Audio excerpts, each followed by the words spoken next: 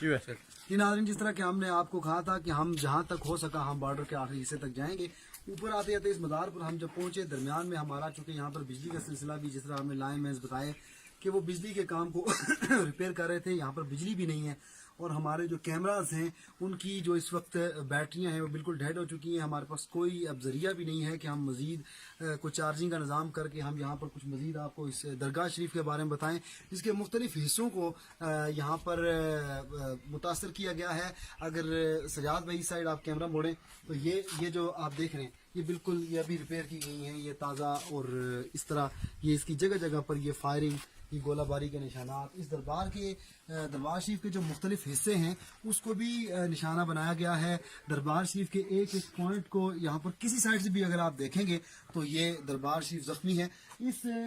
دربار کے بارے میں اگر بات کی جائے تو یہ حضرت راجہ رسمی خان رحمۃ اللہ علیہ, راجہ رسمی خان رحمۃ اللہ علیہ کا جو بہت بڑے ایک قبیلہ تھکیار راجپوت ان کے جد امجد ہیں, یعنی کہ ایک غیر مسلم قبیلے کے پہلے مسلمان ہیں جن کی اولاد یہاں پر کافی تعداد ہے, یہاں پر بھی موجود ہے, مقبوضہ کشمیر میں موجود ہے. آزاد کشمیر کے تقریباً 10 ضلعوں اور پاکستان کے بھی کافی ضلعوں میں ان کی یہ اولاد موجود ہے. اور 635 سال پرانا کم از کم جو ہے یہ مزار ہے, اور اس کا جو سالانہ عرس مبارک ہے وہ بھی 25 اور 26 مئی کو منایا جاتا ہے. اور اس دربار شریف میں پورے آزاد کشمیر سے نہ صرف ان کی جو وہ پورا قبیلے کے لوگ ہیں بلکہ اس دربار شریف میں پورے پاکستان سے اور آزاد کشمیر سے لوگ شرکت کرتے ہیں. اور اس دربار کے بارے میں بھی اگر ہم آپ لوگوں کو ایک بات کرنا چاہیں, یہاں سے لوگوں سے جب ہم نے پوچھا تو انہوں نے کہا کہ پچھلے 1-2 سال سے جو ہے عرس شریف میں بھی شدید مشکلات ہیں, کیونکہ عرس کی ڈیٹ فکس ہے, اس میں لوگ پھر بھی آ جاتے ہیں, لیکن اس عرس میں جو دربار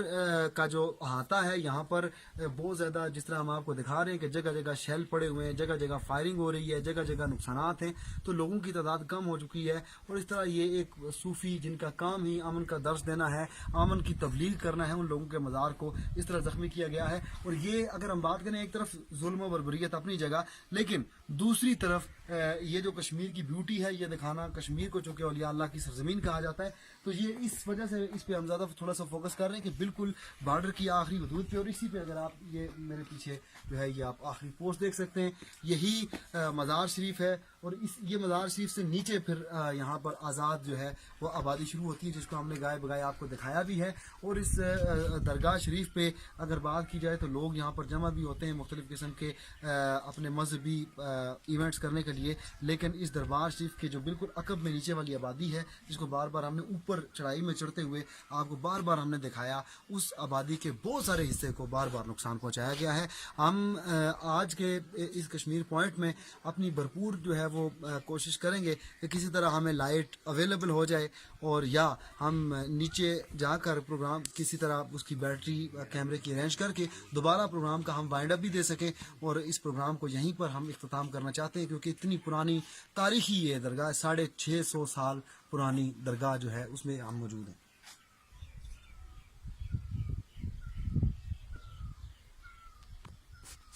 ہاں ملک صاحب سیف کتوں اسی دیو